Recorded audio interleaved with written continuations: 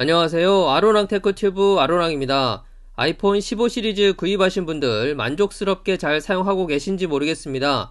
저는 그러고 보니 아이폰 15 프로 맥스를 사용한 지 벌써 2달이 넘었는데요.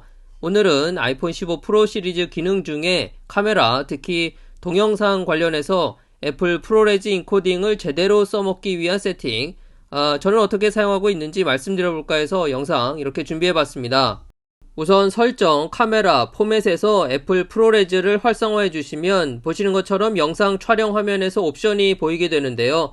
옵션을 눌러보면 프로레즈 4K 60프레임 옵션은 외장 저장 장치로 녹화할 때만 지원한다, 이런 메시지가 뜨게 됩니다.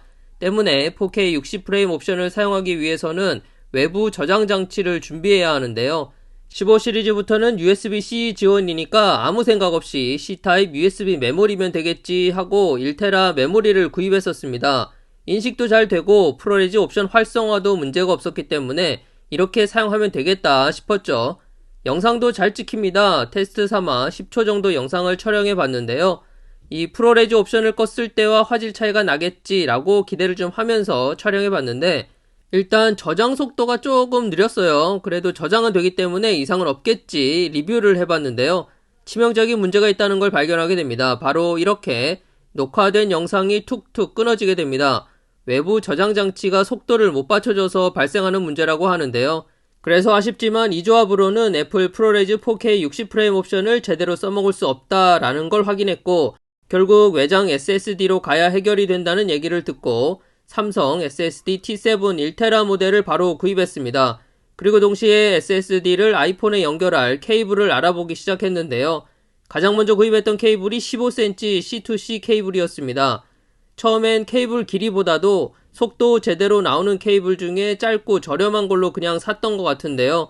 그래서 이렇게 SSD에 연결하고 아이폰에도 연결해주고 나면 촬영할 때는 이런 식으로 휴대폰 후면에 SSD를 포개는 방식, 이런 모습으로 이제 사용하게 되는 건데, 이렇게 막상 해보고 나니까 케이블이 길구나, 바로 생각이 들더라고요. 그래서 짧은 케이블을 또 주문해서 연결해 봤는데 이건 또 너무 짧은 겁니다. 물론 사용하는데 큰 문제는 없는데 너무 짧다 보니까 휴대에서 촬영하기에 불편한 상태가 되어버리고, 보시면 긴 케이블은 15cm, 짧은 것은 8.5cm입니다. 11cm 정도면 정말 좋겠는데 여기저기 아무리 뒤져봐도 11cm 케이블은 없더라고요. 그래서 케이블로 연결하는 건 바로 포기하고 대신 이런 커넥터를 이용해서 연결하는 방법을 알아보기로 했습니다. 저도 유튜브 영상을 좀 뒤져봤는데요. 이렇게 연결하는 유튜버들이 꽤 많이 보이더라고요.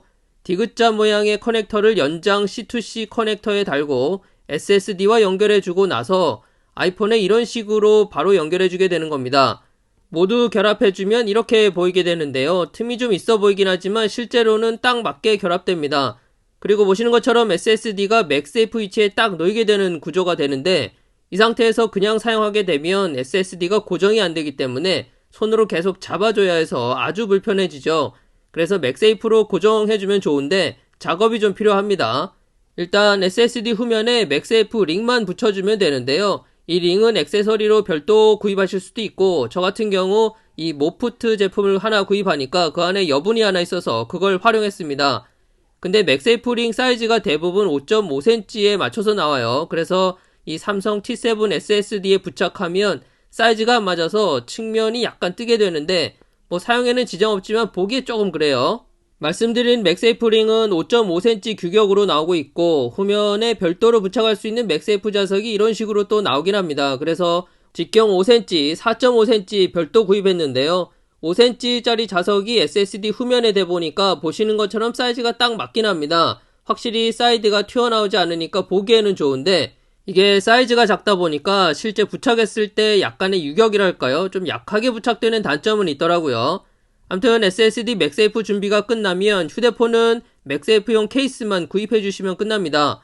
여기서 주의하실 부분, 오른쪽에 보이는 얇고 가벼운 맥세이프 케이스, 이런 류의 제품들의 단점이라면 맥세이프 자력이 좀 약하다는 겁니다. 그래서 추천드리기 좀 그렇고요.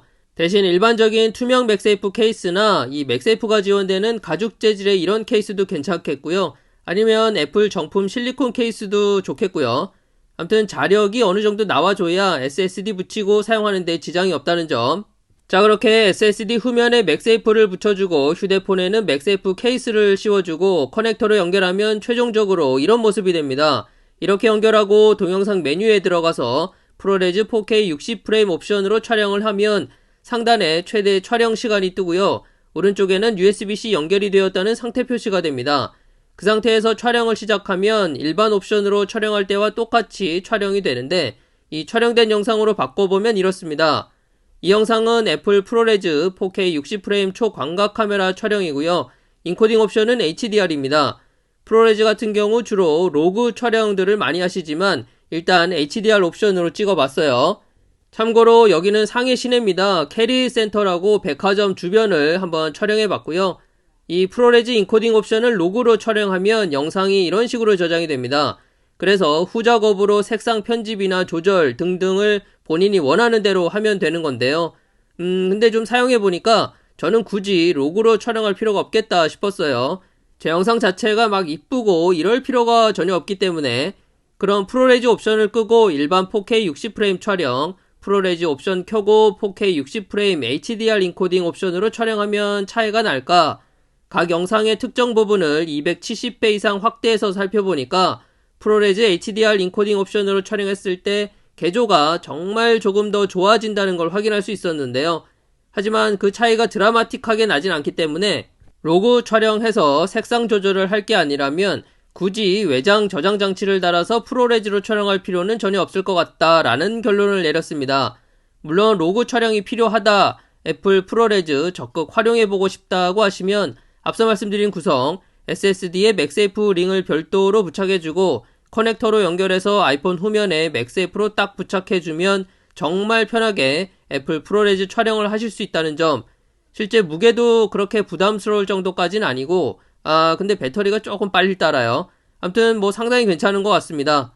이런 조합으로 사용하면서 참고하실 부분 하나 더 있는데요. 촬영한 영상 저장이 외장 저장 장치로 되기 때문에 파일 앱에서 해당 저장 장치로 가셔야 이 촬영한 영상 확인이 가능하다는 점입니다. 그래서 영상을 어디 업로드해야 하거나 친구에게 공유해야 한다면 좌측 하단 공유 버튼을 눌러서 옵션에서 비디오 저장을 해주셔야 내 휴대폰 사진 앱에 파일이 저장이 됩니다. 그렇게 파일을 휴대폰으로 저장한 후에 간단한 편집 또는 업로드, 공유가 가능하다는 점 참고하시면 되겠고요. 오늘은 아이폰 15 프로 시리즈에서 애플 프로레즈 제대로 사용하기 위한 세팅 말씀드렸는데요. 이 한 가지 기능을 위해서 준비해야 하는 것들이 은근히 많죠. SSD도 구입해야 하고 커넥터에 맥세이프 링, 맥세이프 케이스까지. 그래도 휴대폰에서 쓸만한 로그 파일을 얻을 수 있다는 점 하나의 위안이 되네요.